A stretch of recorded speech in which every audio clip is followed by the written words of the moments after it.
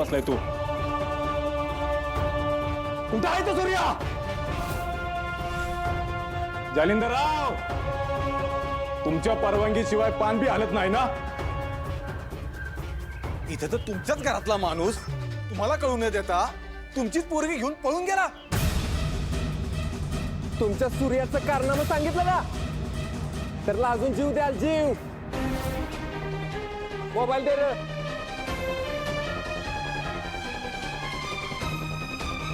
हे बघा,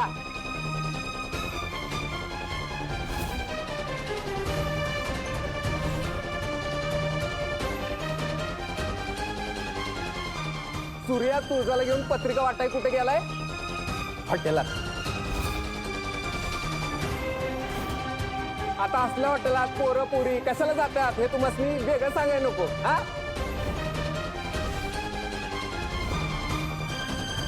माझ्या कॉलेज फ्रेंड्सना आमंत्रण द्यायला जायचं. सूर्या, आलो. तुळजाला तिच्या मैत्रिणीला लग्नाच्या पत्रिका द्यायला जायचंय. तिच्या संग जा जरा. चालत. नाही, मला वाटलं होतंच लग्नाआधी सूर्या काय ना काहीतरी कांड नक्की करणार, पण पळून जायला एवढी भारी वेळ निवडेल वाटलं नव्हतं. चला, काय प्लॅनिंग आहे? मला दारू पाजली, माझ्या मित्रांना मारून बांधून ठेवलं आणि सगळ्यांच्या हातावर तुरी देऊन तुमच्या पोरीला घेऊन पळून गेला.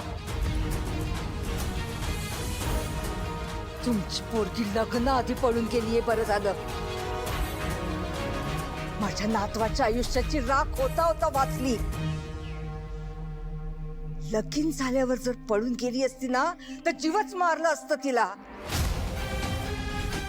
आता तिचं काय करायचं हे तुम्हीच ठरवा. आमच्यासाठी ह्यो विषय संपला. चला र.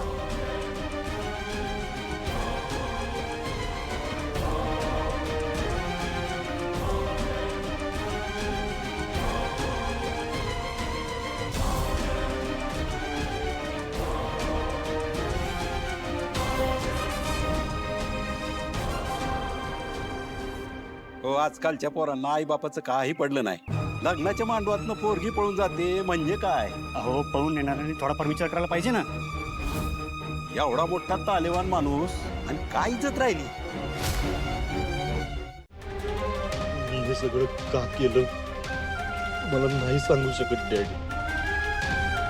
मला माफ करा.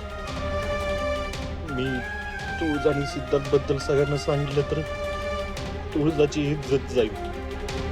तुम्ही तिचा जीव घ्यायला बी कमी करणार नाही. तिला सिद्धार्थशी लग्न करायचं होतं, पण आता तो पण सापडत नाही. तो जरी समोर असतो तर तुमच्या हातापाया पडून तुळजाचं त्याच्याशी लग्न लावून द्या म्हणून तुमच्याकडे भीक मागितली असती, पण तो कुठंही ते पण माहित नाही मला. मी परत एकदा कातत अडकलोय. माझा जीव आणि दोस्तीत मी दोस्ती निवडली डॅडी. आमचं चुकलं. क्षणातला किडा क्षणातच ठेवायला हवा होता. त्याला उचलून घरी नेला आम्ही. पण किडा तो किडाच. कुठं बी गेला तरी घाणच करणार. तुझ्या अंगात तुझ्या आईचं घाणेरडं रक्त वाहते. ती बी लग्न झाल्यावर सुद्धा दुसऱ्या कोणाचा तरी हात धरून पळून गेली. तुम्ही माझ्या पुरीला भर मांडवातून पळून गेलस. या असली किडा आपल्या गावात नको. वाडीत टाका अंडा. हकलून द्या गावात. आम्ही आहोत तुझ्या पाठीशी. आम्ही असे पण काय बी काळजी करू नकोस. आम्ही केलेल्या उपकाराची अशी फेड केलीस तू. अरे तुझ्या घरावरचा डाग पुसला होता आम्ही. आमच्याच घरावर आज डाग लावलास. डॅडी, असं काहीच नाही. लायकी ना आमच्याशी बोलायची, आमच्या समोर उभं राहायची सुद्धा. का आणलंस हिला परत? का आणलंस हिला? काय करू तिचं मी आता? अख्ख्या जिल्ह्याला कळलं असेल माझी पोरगी भर मांडवातून पळून गेली. कशी येणार? आमची गेलेली इज्जत कशी येणार? आमची इज्जत आमच्यासाठी सगळ्यात मोठी आहे आणि ती तुझ्यामुळे केली. आता मी ती अजून घालवणार.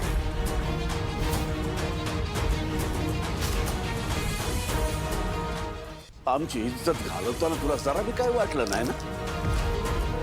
म्हणूनच आता ती आम्ही अजून घालवणार.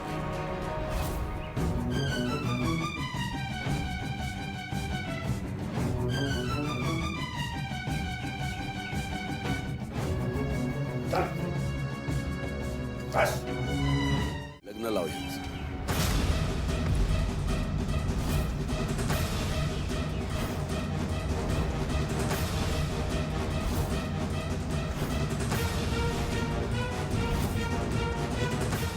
लग्न लावा यांचं. डॅडी काय करतायत? ए, मध्ये बोलायचं नाही. आम्ही दिलेलं सुख नकोय ना हिला. मग आता हिला बी बघू दे. आमचा हात डोक्यावर न गेला की माणसाच्या आयुष्याची कशी फटफट होते ती. तुला तुळजाशी लग्न करायचं नव्हतं ना, तरी मी तुला पळून घेऊन गेलास. नेलास ना तिला पळवून. हीच तुमची शिक्षा. लग्न करायचं तिच्याशी. सूर्या, तुझ्याकडे आता दुसरा पर्याय नाही. तुळजाची इज्जत, तिचा जीव की लग्न, दोन्हीतलं एक निवडायचंय तुला. माझ्यासाठी तुळजाचा जीव जास्त महत्वाचा आहे.